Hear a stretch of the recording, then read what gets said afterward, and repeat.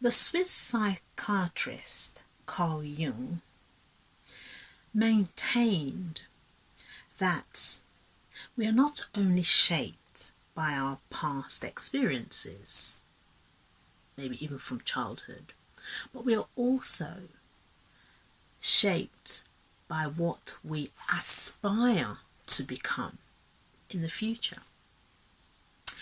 And I'll add to that, if I agree with Carl Jung's statement, which of course I do. He's the father of analytical psychology, he's a founder of it, and I admire his theories because they resonate with me so much, and they give a lot of weight to what I say about my childhood.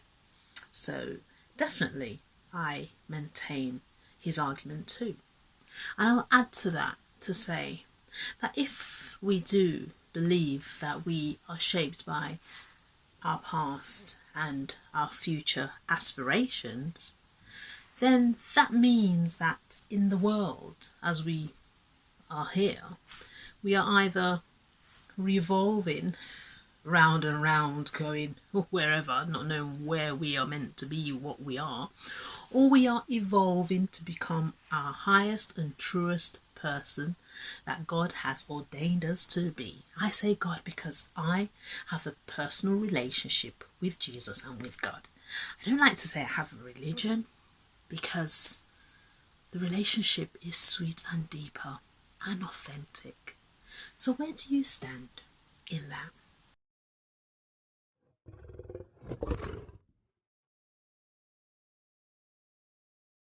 Hi, I'm Toyin Okanuga. I'm your self-realization mindset expert. And I call myself expert, and not to be not in a bravado way, but more from an angle of when it comes to adverse childhood experiences, because I've had more than 3 ACEs. ACEs, adverse childhood experiences, and for that reason I count myself that, yeah, I know a thing or two about them, but not just because I've known about them, because of my own personal experience, but because I have learned to evolve from them over the past over 10 years, where I started my journey of healing. So I have put those, I've been there and I've done that. I won't go back to have those experiences again, and that's why I call myself an expert. So just to clarify there. But so, this topic today, which is evolving. So stop revolving and start evolving to the true you. It is so true, because I believe if we're not going higher, evolving to be something better, we are just going round in circles, causing frustrations for ourselves and for others. Why? Because we don't have it in us to take that step further, the courage to go further than we are supposed to.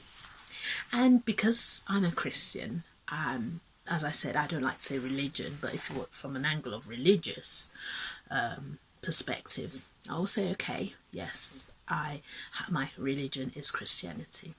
So let's talk about, not in an extensive way, but I'll quote one of my famous or most popular parts in the Bible, which is from the book of Romans 12:2. And most of you might know it, which is to say, do not conform to the pattern of this world, but be transformed by the renewing of what? Of your mind. Then you will be able to test and approve, yeah, what God's will is. What God's will is of you, his good, the pleasing and the perfect will that God wants us to be. Now some of you might say, yeah, but I'm not religious. I don't believe that God is out there in the clouds. I've said this before. I believe God resides in all of us. And it is that intuition, and it's that if you can say who God is, then nah, you don't know who God is, because God is so much bigger. He's, I say his, I don't even want to use his. I think God is in us all. So you don't need to be religious, because the God in us, the God is in us. It's our soul, whatever you want to call that God, it's our soul with it. So you've heard the transformation of our mind obviously means us to evolve. And if I come from a level of me studying my psychology, which I am so loving, guys, I love psychology, it's amazing, it's healing in its own right. I will say, from the angle of psychology, scientifically, we will say what the interpretation of what I've just said from the book of Romans means neuroplasticity. It means our thoughts. It's through our thoughts that we become our own neuro, sort of like surgeon, little neurosurgeon, because the renewing of our mind, which is in the Bible, is to fire and wire new neurons in our brain that will become transformed in our mind and become who we are. And as a man thinketh, so he shall be. So I'm not going all religious on you guys, but I think many a times we stay where we are because of two things, I believe. And one is fear, the other is shame. Now these cannot coexist with love. Now from my angle, I come from a very strong point of view that we need to evolve, and we need to be shame resistant. Not that we won't feel shame, that's why I won't counsel shame altogether, but if we do fall over, we should see that getting up, it's okay. And let's feel the feelings of shame, but still get up, face the fear and do it anyway. So today, guys, I want to say that if we don't evolve, we are revolving. And what do I mean by revolving? Of course, everyone knows revolving means going round and round, but it doesn't just mean going round and round without consequences. So I'm not going to go into my own story, but see other videos that I have released, you will know everything about me. Also see your Hush to Raw, you will know where I'm coming from when it comes to evolving. So for me, when I was going round and round, I was frustrating myself, I was frustrating my loved ones. It was becoming debilitating because I was having dis-ease in my body, and I was not having peace of mind, and it was affecting me hugely. Why? Because of shame, because of the fear of rejection, because of the fear that, oh my word, people will just not like me anymore.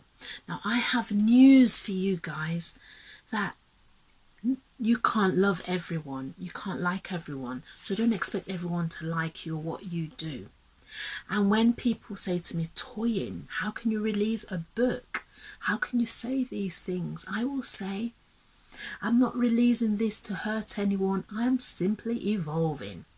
And my releasing the book, which is making people upset, is not a reflection of me, it's me projecting the trauma that they still need to heal from. So when people say, live your dream, pursue what your passion is, as long as you don't hurt others, I will say, nah. It's not always the case. You don't intentionally want to hurt others, but I will say, dream your dream, live your passion, even if it means that people's toes will be stepped on, because it's not your dream if you are hurting people physically, because God will not tell you to do that. But God will say you should disrupt. Yeah? If your dream is a dream that will transform you and others. So I will say, guys, don't let people weaponize your change. I don't let anyone weaponize my change. I'm evolving because I want to be better for me, for my children, for the next generation, so that we can see a better future. So guys, this is it from me to say, don't revolve. You will frustrate yourself, those around you. Evolve, change. Let people say, oh, look at her, she's changed. I'll say, thank you, thanks for noticing. Don't let anyone weaponize your change. People might get hurt only if your evolving, which is your passion, is something that is projecting the hurt that they might have done to you. But as long as you do it from a place of love and evolving, don't apologize. And yes, it's still me with my hair. A bit of change, yeah. Just a bit of hint of change of colour. Put that colour in your life. And thank you for watching. I have links below, free ebooks. Check it out. Check your Hush to Roar out. Let's stay on this journey together, because we will grow, we will evolve and stop revolving. Okay, so remember, your inner child has a voice. Don't suppress it for anyone. Let it roll. Thanks for watching.